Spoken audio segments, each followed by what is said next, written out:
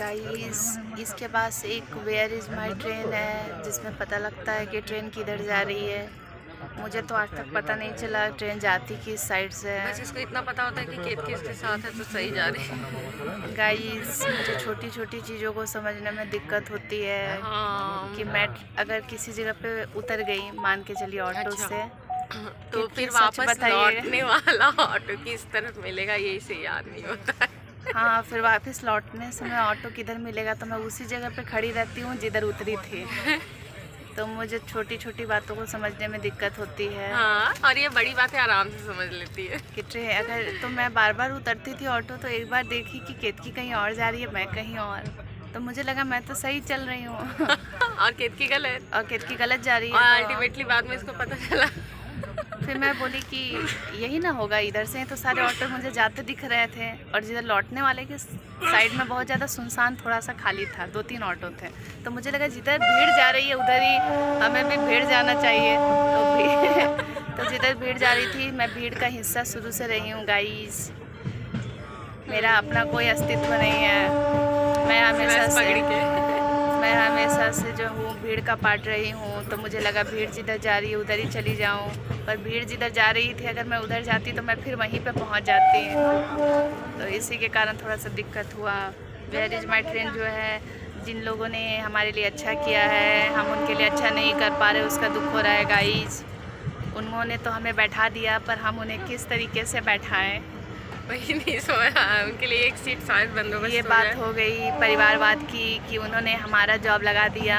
अब हमारी बारी है कि हम उनको जॉब में लगा दें। तो आफ्टर ऑल पर वो पहले फैमिली, लेकिन पहले से ही वो अच्छे खासे जॉब में हैं और हमसे बेटर पोजीशन में हैं।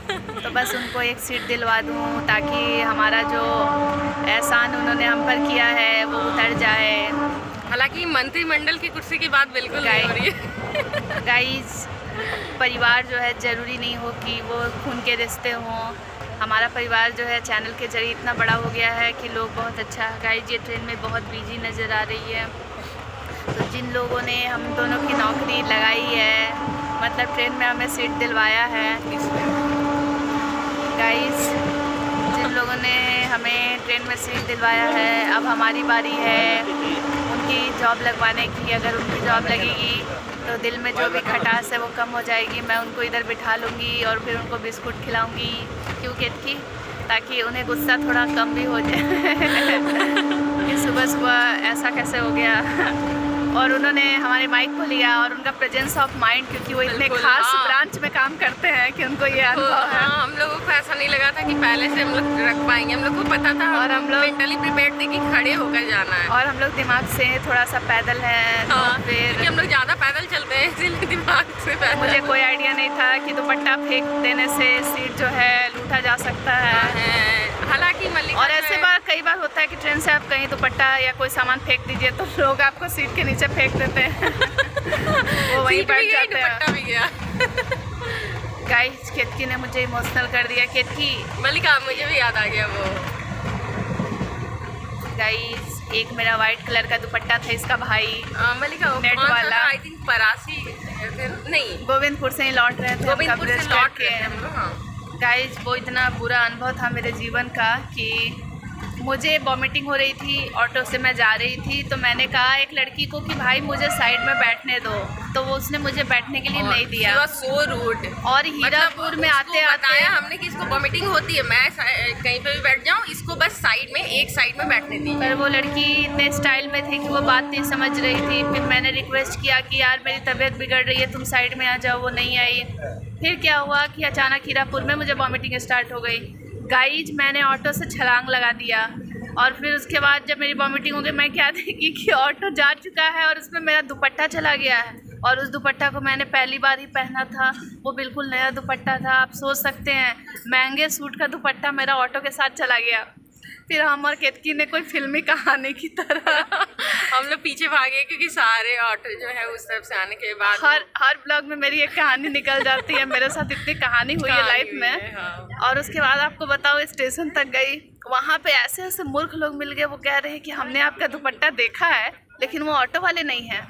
नहीं, उसकी वो एक लड़की जो हमारे साथ ट्रैवल कर रही थी वो वही थी रूड गर्ल। हाँ। जिस लड़की के कारण मेरा तबीयत बिगड़ा, वही लड़की कह रही है कि आपका दुपट्टा लेकर के तो ऑटो में ही चला गया दुपट्टा आपका।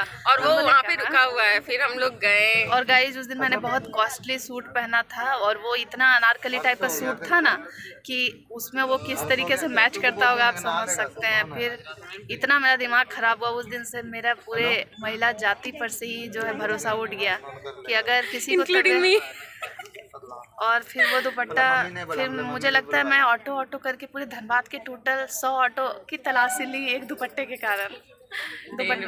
दुपट्टा लेकिन बहुत सही था, वो वाइट कलर का दुपट्टा था। और अभी जैसा मेरा सिर में है ना, वो उसका जुड़वा भाई था, एकदम सेम वाइट था।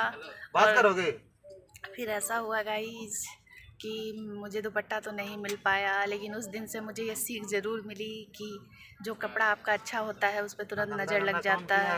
एक दिन की और भी बात है गाइस कि वो भी गट्टा बता दिया जाए जल्दी से। कौन सा? कि भाई तू ढोलक बांध ले। गाइस जेल के हम पार्टी जो है वो चुनाव के समय, विधानसभा चुनाव के समय प्रत्याशियों के नाम की घोषणा कर रहे थे। उस दिन मैं साड़ी पहन के गई हुई थी, उसके ऊपर मैंने लाल दुपट्टा वाले पगड़ी को बांध दिया था।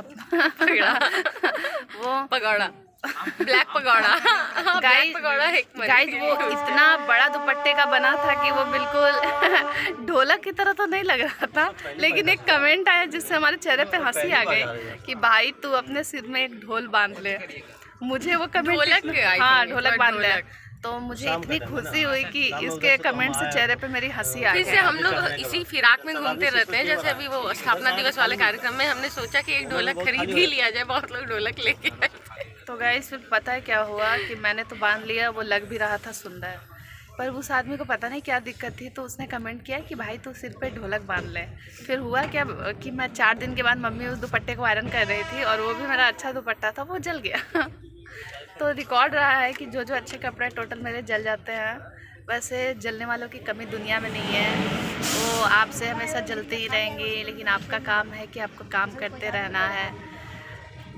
अभी ट्रेन में जब जा रहे थे तो मैंने बहुत सारे खाने को सामान ले लिया है, लेकिन अब क्या होगा प्रेस कॉन्फ्रेंस में मैं तो खाना खाऊंगी नहीं, बिस्किट खाऊंगी नहीं, तो मुझे लगता है उधर ही लोगों को बांटने पड़ेंगे बिस्किट केक की। नहीं, हम लोग खाएंगे अभी थोड़ी देर में। तो इसे कहाँ टांग करके घूमने वाले हैं हम लोग। गाइस मना कर रहे थे। अभी हमारा नसीब इतना बुरा था कि हमारे लिए ट्रेन में सीट भी रख दिया गया है, लेकिन जगह नहीं है कि किस रास्ते से चढ़े हम।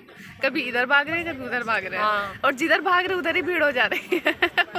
उनको लग रहा है कि इन लोग सही भाग रहे हैं, हमारे पीछे भीड़ हो जा रही है। इतने मुश्किल से हम आए और बड़ा बुरा लग रहा है कि जिन्होंने हमें जॉब पे लगवाया, हमने जो है उन्हीं को जॉब से हटा दिया है।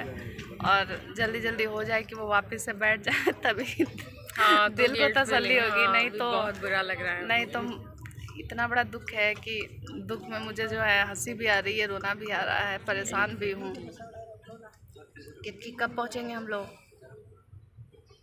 कब पहुँचेंगे पता नहीं।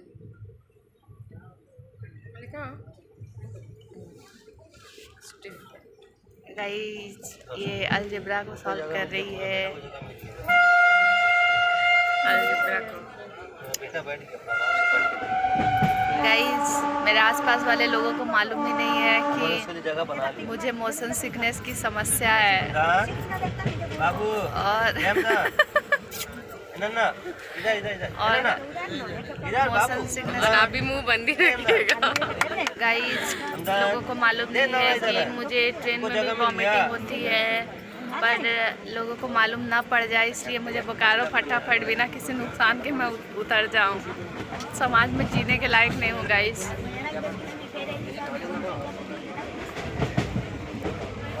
सिस्टर जब हम बोकारो उतरेंगे तो हमें क्या खिलाओगी मुझे? कितने पैसे तुम्हारे पास टोटल हैं? 100 रुपये होंगे क्या? मलिका जब जैसे ही उतरेगी बोकारो, उसके बाद मैं 2 चीज़ें उसको खिलाने वाली हूँ। क्या क्या पता है?